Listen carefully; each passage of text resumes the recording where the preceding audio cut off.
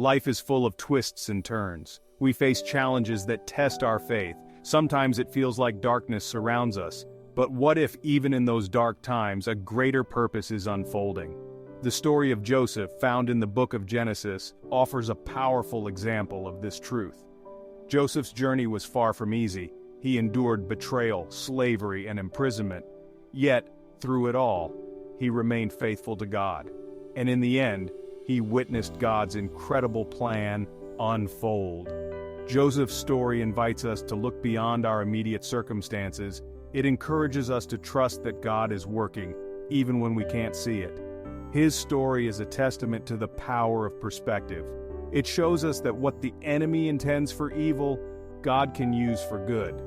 This is the heart of Joseph's story, beautifully captured in Genesis 50:20. As for you, you meant evil against me, but God meant it for good. These words are more than just a historical account. They are a beacon of hope for all who face adversity.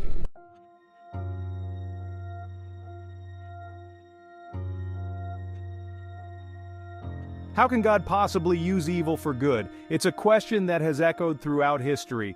The answer, as we see in Joseph's life, lies in God's sovereignty and his unwavering love for us. God is not limited by human understanding. He sees the bigger picture, he knows the end from the beginning, and he is able to orchestrate every detail of our lives according to his perfect plan. Joseph's story is a powerful illustration of this transformative power. What his brothers intended for evil, God used to elevate Joseph to a position of authority. God can take our pain and use it for a purpose greater than we could ever imagine.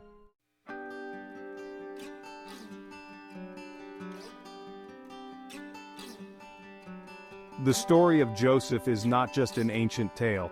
It's a living, breathing message of hope for us today. It reminds us that no matter what we face, no matter how dark our circumstances may seem, God is with us. He is working behind the scenes. Joseph's story encourages us to hold on to hope, even when it feels impossible. It assures us that even in the midst of our pain, God is working all things together for our good.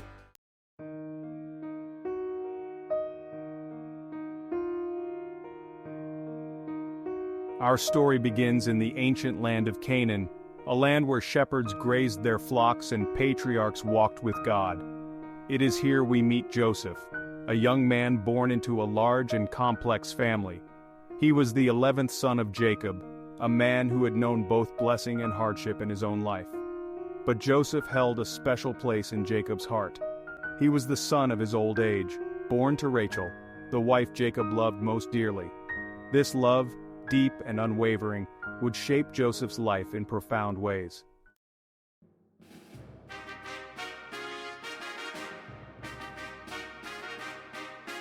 Joseph was a dreamer, both literally and figuratively. God spoke to Joseph through dreams, vivid and symbolic, revealing glimpses of his future destiny. In these dreams, Joseph saw himself elevated above his brothers, a premonition that would further fuel their envy and resentment. In one dream, Joseph and his brothers were gathering sheaves of wheat in the field. Suddenly, Joseph's sheaf rose up and stood tall, while his brothers' sheaves bowed down before it. Another dream presented an even more striking image. This time, the sun, the moon, and 11 stars bowed down to Joseph. These dreams, while meant to encourage Joseph, would become a source of great conflict within his family.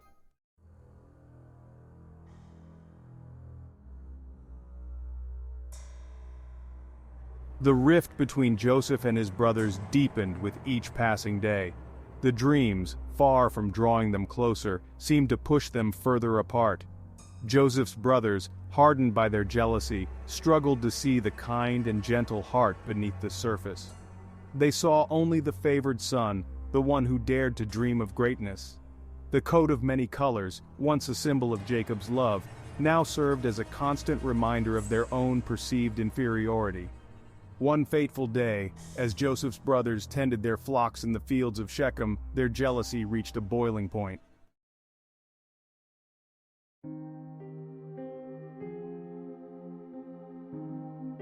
Joseph's brothers, consumed by jealousy, had initially plotted to kill him, but Reuben the eldest intervened, urging them to show mercy. Instead of taking Joseph's life, they decided to sell him into slavery. A group of Ishmaelite traders, their camels laden with spices and perfumes, happened to be passing by. Seeing an opportunity for profit, Joseph's brothers seized it, selling their own flesh and blood for 20 pieces of silver.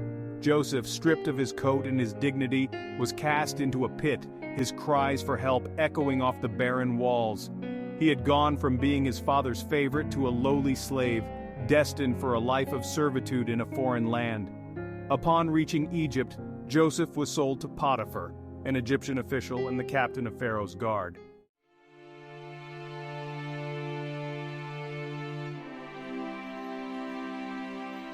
Despite the dramatic shift in his circumstances, Joseph refused to be defined by his suffering.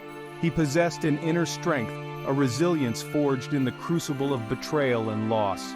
He resolved to make the best of his situation, to work diligently, and to live with integrity, even as a slave in a foreign land. Potiphar recognized Joseph's diligence and trustworthiness. As a result, Potiphar entrusted Joseph with more and more responsibility, eventually placing him in charge of his entire household. Joseph excelled in his new role, managing Potiphar's affairs with wisdom and efficiency.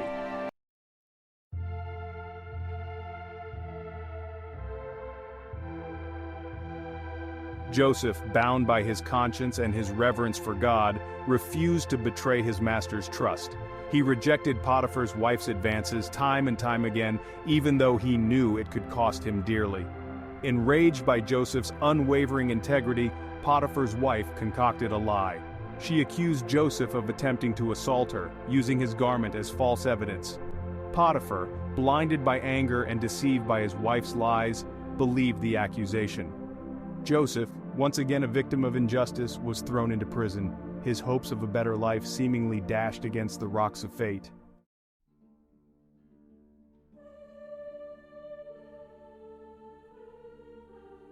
One night, both the cupbearer and the baker had vivid and troubling dreams. They awoke shaken, unable to understand the meaning behind these strange nocturnal visions. Joseph, noticing their distress, inquired about the cause of their troubled spirits. The cupbearer and the baker, desperate for answers, reluctantly shared their dreams with Joseph. Joseph, sensing God's presence, listened intently. With humility and confidence, Joseph revealed the meaning of the dreams. He told the cupbearer that his dreams signified his imminent release from prison and his restoration to Pharaoh's favor. To the baker, however, Joseph delivered a grim message foreshadowing his execution.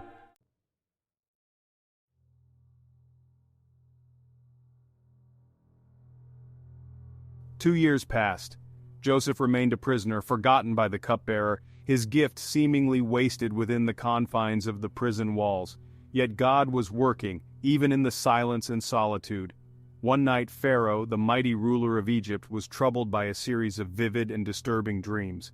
He dreamt of 7 healthy cows grazing by the Nile, followed by 7 emaciated cows that devoured the healthy ones. In another dream, 7 plump ears of grain sprouted from a single stalk, only to be consumed by 7 withered ears. These dreams, filled with unsettling imagery, left Pharaoh deeply disturbed.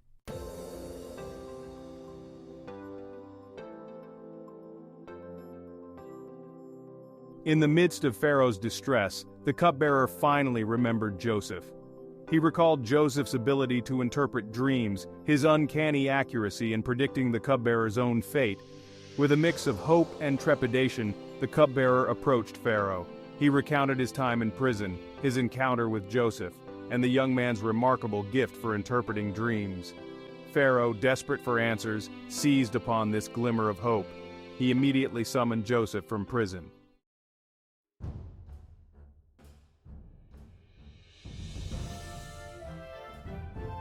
With God's guidance, Joseph revealed the meaning behind Pharaoh's troubling dreams. The 7 healthy cows and the 7 plump ears of grain represented 7 years of abundance, a time of unprecedented prosperity for Egypt. However, the 7 emaciated cows and the 7 withered ears of grain signified 7 years of severe famine that would follow the years of plenty. Joseph warned Pharaoh that the famine would be so devastating that it would consume the land's abundance. leaving the people and livestock vulnerable to starvation. He urged Pharaoh to appoint a wise and discerning leader to oversee the storage of grain during the years of plenty, ensuring that Egypt would be prepared for the inevitable lean years ahead. Pharaoh, astounded by Joseph's wisdom and insight, recognized the hand of God at work. He saw in Joseph a man of integrity, intelligence, and divine favor, the very qualities needed to guide Egypt through the coming crisis. Without hesitation, Pharaoh elevated Joseph to a position of extraordinary authority, second only to Pharaoh himself. He bestowed upon Joseph the finest robes, adorned him with a gold chain, and placed his own signet ring on Joseph's finger, signifying the immense power and responsibility entrusted to him.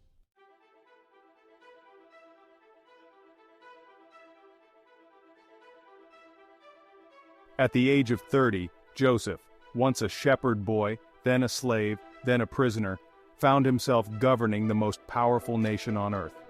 He embraced this responsibility with humility and determination, recognizing that his elevation was not for his own glory, but for God's purpose.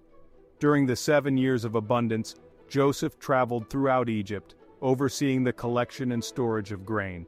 He established storehouses in every region, amassing vast reserves of grain, preparing for the lean years that lay ahead. Joseph governed with wisdom and compassion, ensuring that the surplus grain was distributed fairly, providing for the needs of the people, and safeguarding Egypt's future. His leadership, guided by God's wisdom, not only saved Egypt from famine but also elevated the nation to a position of even greater power and influence in the ancient world. As the years of abundance drew to a close, the skies began to change.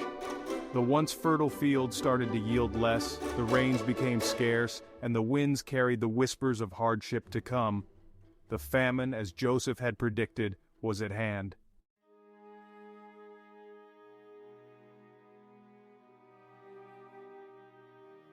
As the famine tightened its grip on the land of Canaan, Jacob and his sons faced a dire situation. The once fertile fields lay barren, their crops withered and lifeless. The storehouses, once overflowing with grain, stood empty, their doors bolted shut against the gnawing hunger that stalked the land. Jacob, his heart heavy with worry, watched as his sons grew gaunt and weak from lack of food. He knew he had to act, to find sustenance for his family before it was too late.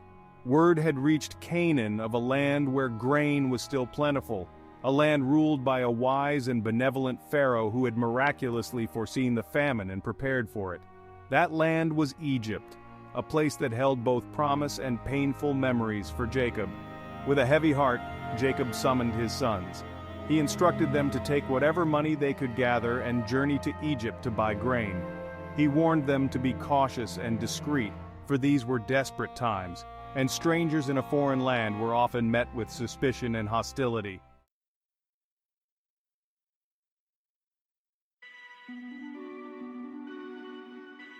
When Joseph's brothers arrived at the grain distribution center in Egypt, they were struck by the order and efficiency that prevailed. They had never seen such a well-organized operation, such a vast storehouse of grain, even in the most abundant of times.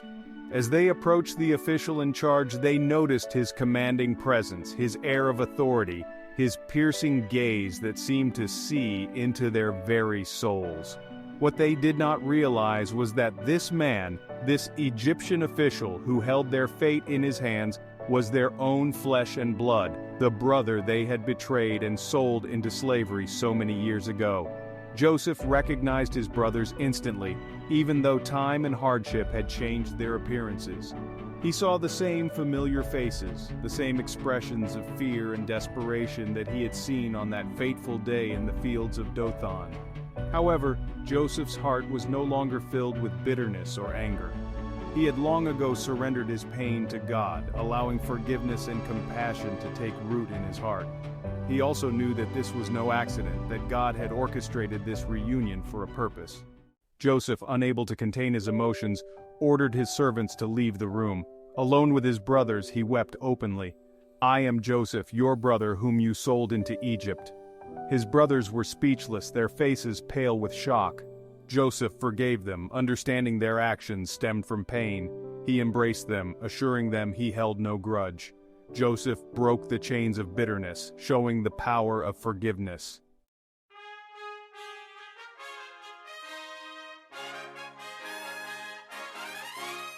Section 4, a promise fulfilled.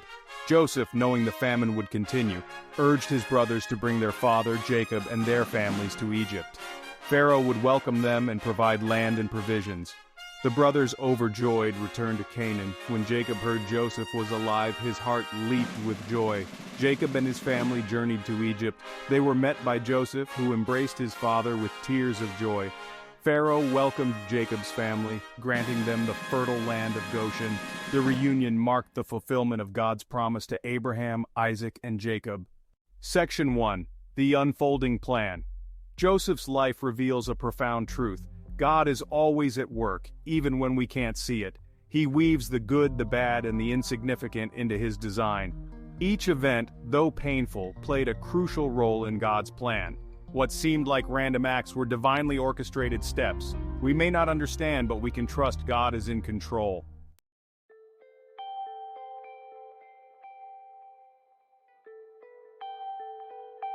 Trusting in the unseen. Life is full of uncertainties. We face decisions that fill us with doubt and moments when the future seems shrouded in darkness. Yet the story of Joseph encourages us to trust in God, even when we don't understand his ways. Joseph's journey was far from easy. He endured betrayal, slavery, and imprisonment.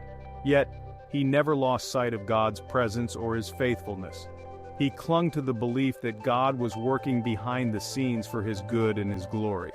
It's a reminder that even when we can't see the path ahead, we can trust the one who holds the future.